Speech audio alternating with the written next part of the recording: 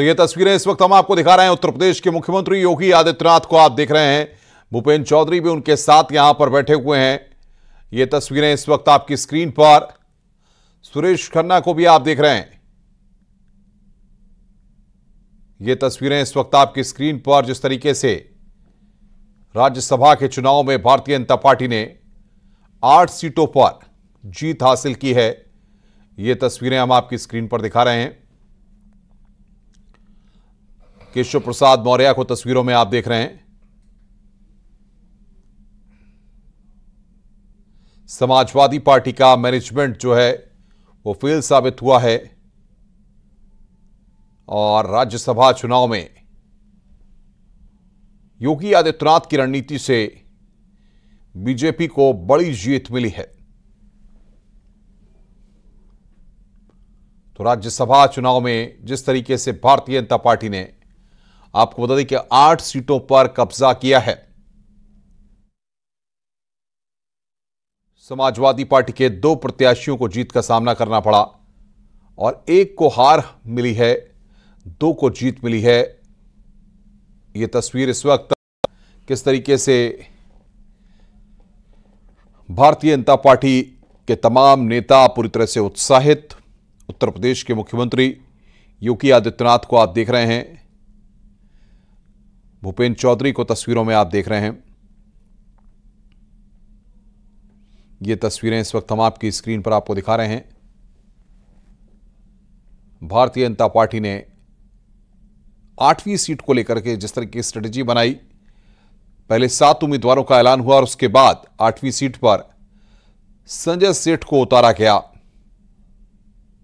Samajwadi party ने इस चुनाव में जया बच्चन, रामजीलाल सुमन और आलोक रंजन को मैदान में उतारा था, क्योंकि आलोक रंजन समाजवादी पार्टी के तीसरे प्रत्याशी थे। ऐसे में उनको यहां पर हार का सामना करना पड़ा है। तो ये तस्वीरें इस वक्त आपकी स्क्रीन पर हम आपको दिखा रहे हैं। ये सीधी तस्वीरें इस वक्त आप देख रहे हैं। राजीव हमारे संवाददाता लगातार हमें ग्राउंड जीरो से अपडेट दे रहे हैं और राजीव के पास भी चलेंगे, आगे बातचीत करेंगे, लेकिन उससे पहले ये तस्वीरें इस वक्त हम आपको दिखा रहे हैं। राज्यसभा की चुनाव में जीत के बाद मुख्यमंत्री योगी आदित्यनाथ को आप इस वक्त तस्वीरों में देख रहे हैं। किस तरीके से वो वहां पर तमाम नेताओं के साथ बातचीत करते हुए,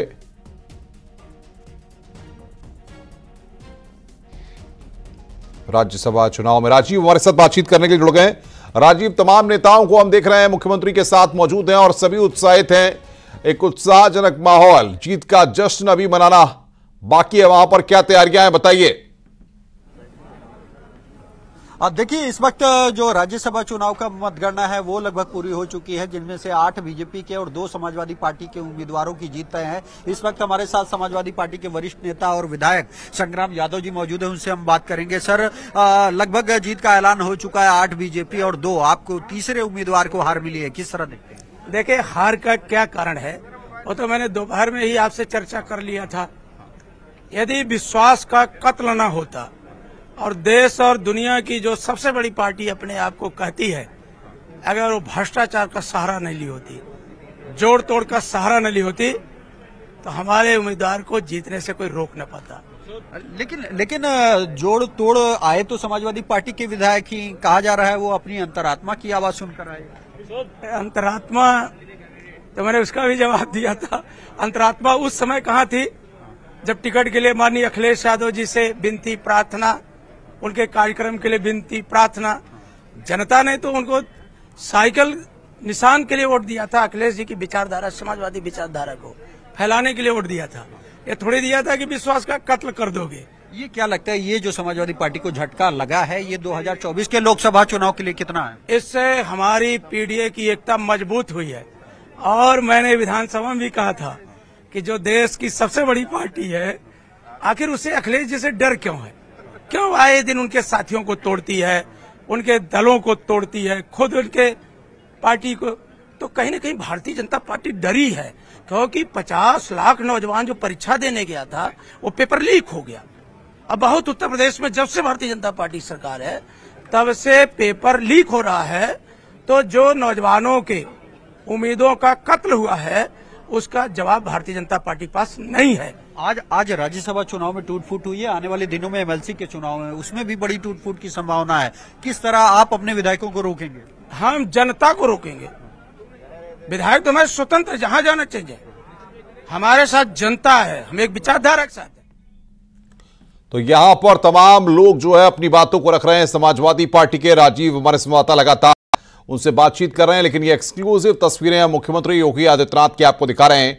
राज्यसभा चुनाव जीत के बाद मुख्यमंत्री योगी आदित्यनाथ, बीजेपी के सभी 8 उम्मीदवारों की जीत हुई है। राजीव हमारे साथ बने हुए हैं। राजीव, इस जीत को कितना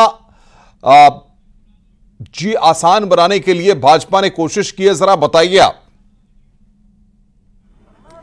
देखिए अनुपम, एक बीजेपी की बड़ी जीत हुई है राज्यसभा चुनाव में। 8 के 8 सभी उम्मीदवार जीत दर्ज की है। आप बीजेपी की रणनीति और जो मैनेजमेंट है उसको इस तरह से समझ सकते हैं कि आज सुबह से ही किस तरह से भारतीय जनता पार्टी के तमाम नेता और खुद मुख्यमंत्री योगी आदित्यनाथ विधानसभा में मौजूद थे और उन्होंने जब ये सुनिश्चित कर लिया कि सभी 8 के 8 उम्मीदवार 100 में 100% जीत रहे हैं, चाहे सहयोगी दल हो या विपक्ष के विधायक हो, वो भी बीजेपी को वोट कर रहे हैं, ये सुनिश्चित करने के बाद ही मुख्यमंत्री विधानसभा छोड़ते हैं, वो अपने आवास पर जाते हैं। और इस वक्त जब लगभग ये तय हो चुका है, जीत का ऐलान है कि बीजेपी के 8 उम्मीदवारों की जीत तय हो चुकी है, तो इस वक्त मुख्यमंत्री योगी आदित्यनाथ अपने आवास पर कुछ मंत्री वहां पर पहुंचे हैं, उनको सूचना दी है, तो वो इस जीत पर का जश्न मनाते हुए नजर आ रहे हैं, लोगों को शुभकामनाएं देते हुए नजर आ रहे हैं। आप बीजेपी की नीति और रणनीति को इस तरह समझ सकते हैं कि ये जो चुनाव है इसके लिए बीजेपी ने कोई 1-2 दिन में रणनीति नहीं बनाई। इससे पहले से